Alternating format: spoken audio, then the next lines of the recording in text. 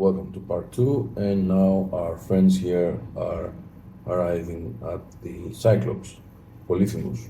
They reach the cave and Odysseus sees a fire and says, "Somebody lives here." No shit, Sherlock. You mean the sheep didn't start the fire? Really? Okay, smart guy. And now we hear another soldier say, "Oh, let's get out of here because we don't have anything to trade," because they found some cheese in there and they were hungry. But wait a minute, they also didn't have anything to trade in the last village.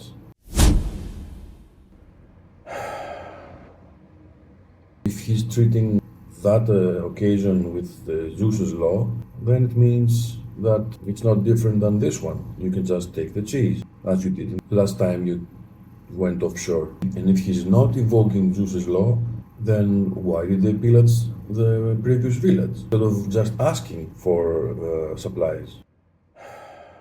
This discontinuity in how Nolan uses the Zeus's law, which is completely misused through the whole movie, is showing even in these instances.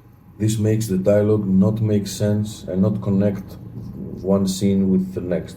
And then we have the Cyclops, which was well made, well, if you can exclude the eye, which for some reason was perpendicular instead of horizontal, and thus it looked like a vagine. You know, it's very hard to take you seriously when you look like that. Moving on, the Polyphemus Cyclops returns, doesn't say anything, and yet he can speak, as we see later. Eats a couple of men and just goes to sleep. Please, God, take me now. No realism whatsoever. Then he starts snoring, I think, and again Odysseus with the Captain Obvious thing. He says, "I think he's sleeping." Well, duh. God damn it, Odysseus, you're really fucking smart. Good job, Nolan, good job. So then the mighty smart Odysseus' plan to escape the cave is they'll just run out. That's the plan. Again, we have another African Greek that gets sealed by the Cyclops, and some of the soldiers of Odysseus say that we should carry his body out. I understand that they wanted to honor the dead by burying them, but at that particular scene, it was extremely stupid to say that we're gonna carry his body outside because they could barely get out themselves in time. You're really screwing up! And mind you, in Homer's Odyssey, there is none of that. The Cyclops didn't leave any bodies. He consumed his men whole. So there was no talk about, oh, we gotta take the body out and bury it. So what did Nolan do here? So he added two things. He added bodies so that he can have a soldier say that we have to bury him in order to honor him, so that he can have Odysseus say, no, we will honor him by leaving. What the hell? And making him look bad. Fuck off. Because he doesn't even say, no, we can't carry him, it's too dangerous. No, he doesn't even say that. He says just, nah, we're gonna honor him by leaving. Yeah, fuck off. So he's not even justifying Odysseus to the audience. Fucking disgrace. And did you notice that they tried to tie around their backs a little stack of hay, but the stack was so small it looked completely ridiculous, like the ones you get from the supermarket when you to cook at home. And would have no effect whatsoever.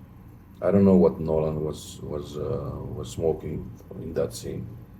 Probably hay. Oh my god. So if you told someone, take this scene from Homer with the Cyclops and completely fuck it up, it's that scene in the Odyssey of Nolan. Crap on top of crap on top of crap on top of crap on top of crap on top of crap on top of crap on top of crap on top of crap on top of crap. Fuck off.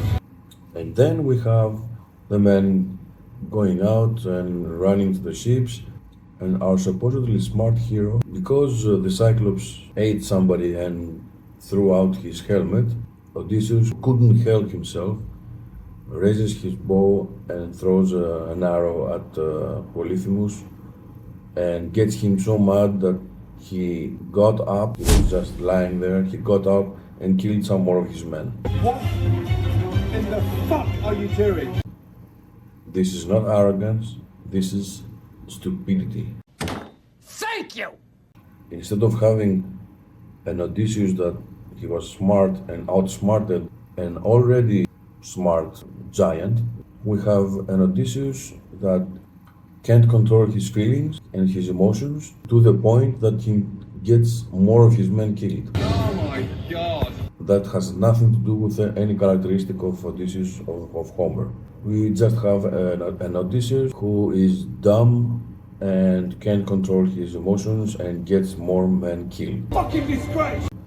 That's what Nolan wants. He doesn't want a hero, he wants to destroy the hero. Fuck off! And even as a script, it doesn't make sense, because if you wanted revenge at that point, you could let your men get on the ships and remain alone, throw your arrow that you wanted to throw, and then Make like a tree and get out of here. simple. Then on the ship, we see that his shipmates are again wiser than him. Oh my god. They tell him, why the hell did you do that? And basically Odysseus doesn't have an answer. He says for revenge. Oh fucking hell. Oh come on. Then they tell him he was the son of Poseidon, and his counter-argument is don't live by signs and sacrifices, and don't defy the gods, defy the gods. But then they tell him, oh yeah, and we saw how many times you speak to Athena and cry all the time. And what does Odysseus answer to that? Nothing. Why are you gay?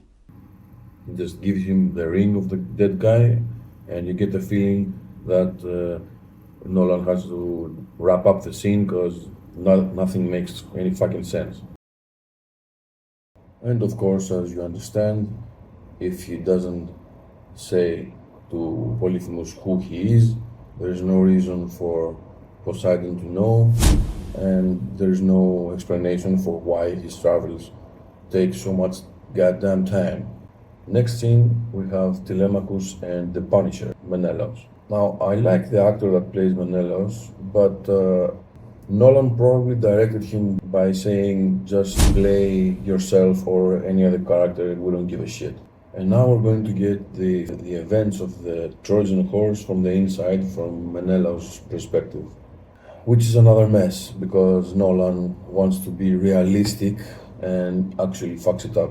The way we were going to shoot the horse was we were all going to get in the horse and figure it out. First problem. Menelaus says that they were inside there for days. Okay, days. Which doesn't exist in Homer. So they were inside there for days with all the shit and the piss. Apparently enough room between the pieces of wood that light or water can come in and out. And yet, after days, the horse doesn't smell from the outside. Oh come on. According to Homer, it's implied that the Trojans came out almost immediately since they saw the ships going away, to see what this horse was. And even in Virgil's Aeneid, it is mentioned that the Trojans came out the next morning, so it should be between 12 and 24 hours, tops. Which that would make it far more plausible that everyone was okay inside, nobody had to drown, nobody had to take a shit, etc. The way we were going to shoot the horse was we were all going to get in the horse and figure it out. So this is all these changes are from the guy that tells us that he wants to be historically accurate and realistic, etc. Yeah, sure. Another problem with this days dramatization. If you are days at such a discomfort, but specifically not being able to rest, and then you're going to have to go out and wage war against, Trojans that maybe they were partying and they were also tired, but still they had soft beds to sleep on. Every little detail that Nolan adds makes it worse and worse and worse. You're really screwing up! Another issue, in Homer's Odyssey, it was rather easy to take the horse inside. So they took it inside and then they deliberated and said, could this be a trap? Should we like throw it away off a cliff, etc.? But now Nolan made it very difficult to drag this horse inside. So it now makes much more sense for the soldiers to poke it with spears before they drag it inside.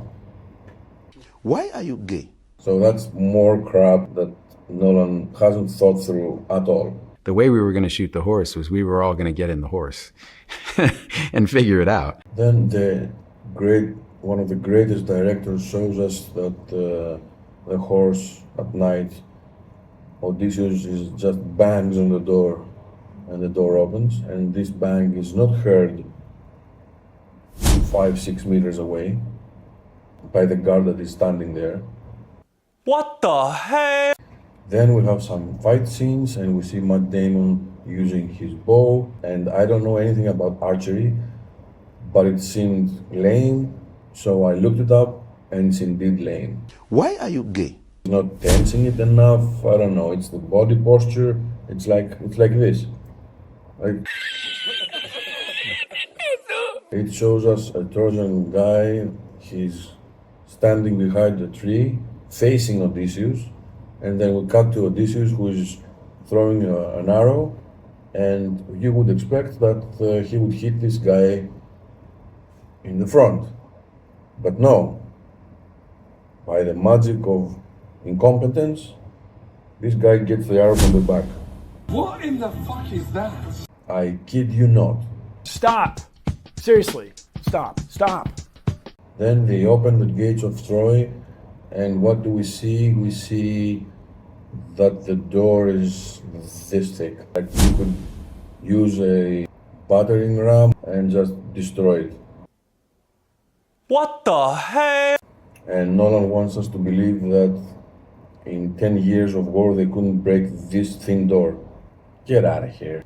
Now another thing that just passes by and you don't think about it because at this point maybe tired or you have your brain switched off anyway, is that how does the rest of the army know when to come? Because the rest of the army had gone. And where did it go? Homer describes this.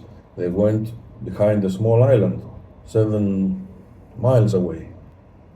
And how did they know when to come?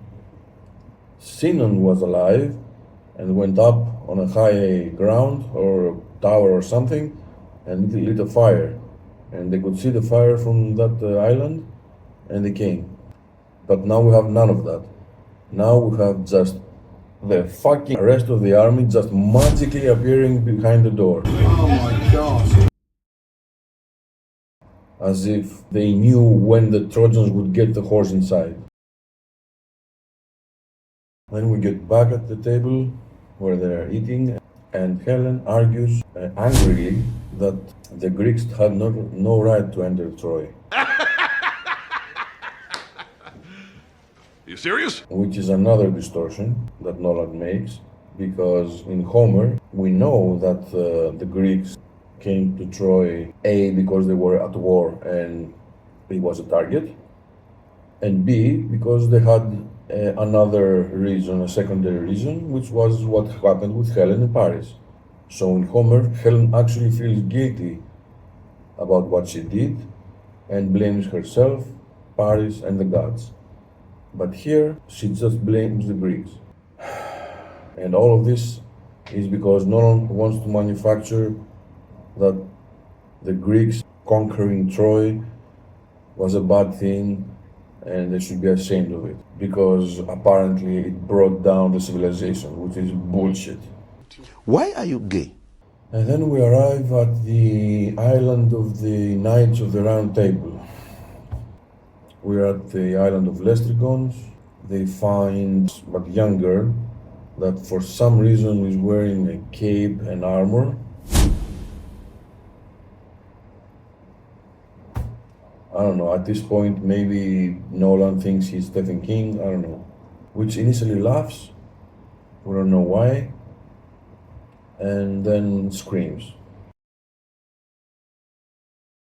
So then, 7 foot tall basketball players with full plate armors, because they were also just standing in the sun wearing the armor, waiting for someone to come. Oh, fucking hell. Oh, come on. And the armor is made of steel, and we're in the fucking Bronze Age. What in the fuck are you doing?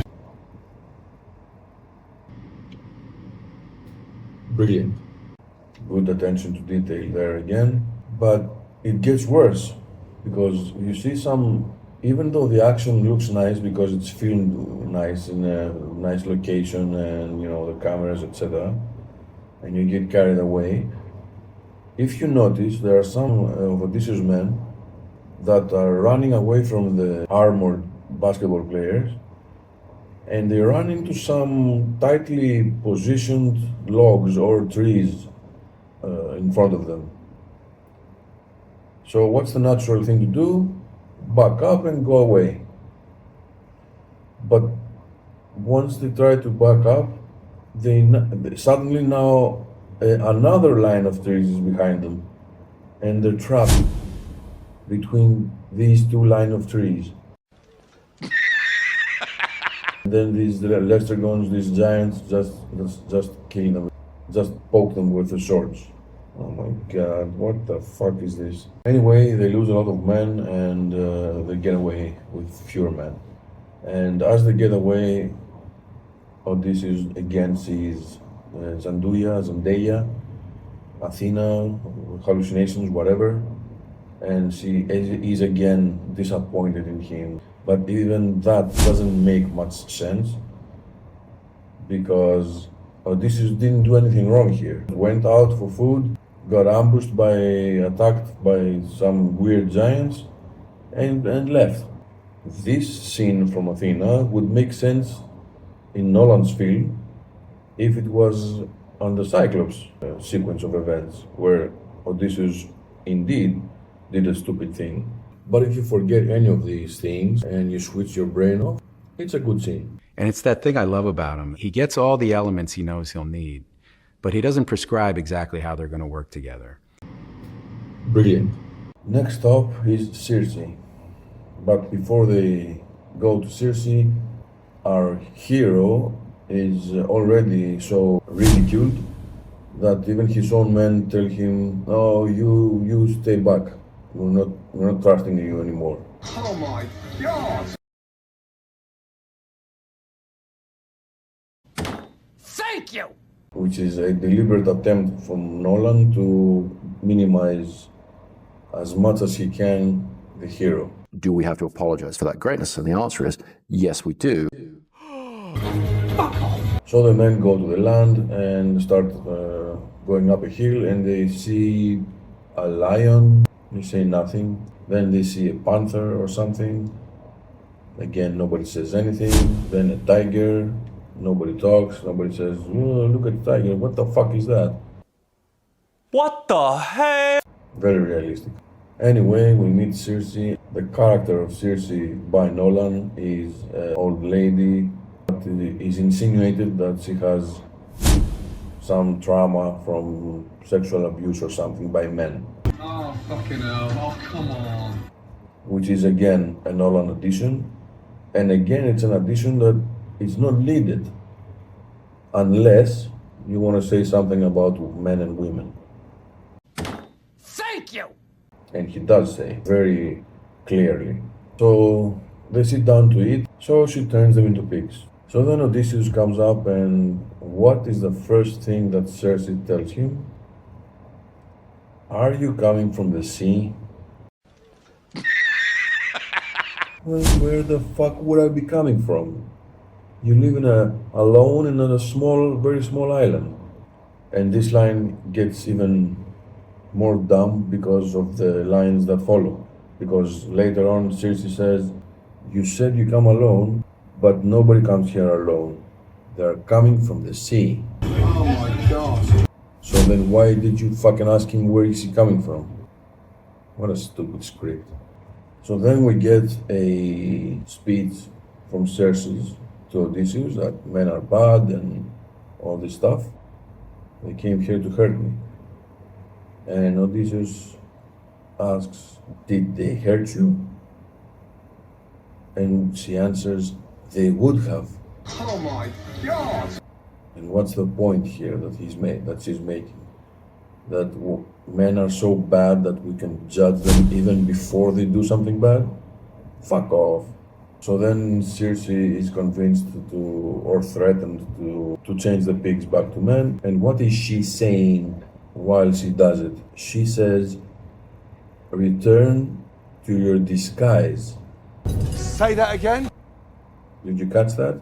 So she means that the human form of man is the disguise, and the real form of man, due to their behavior, etc., is the pigs. This is how badly she thinks of men.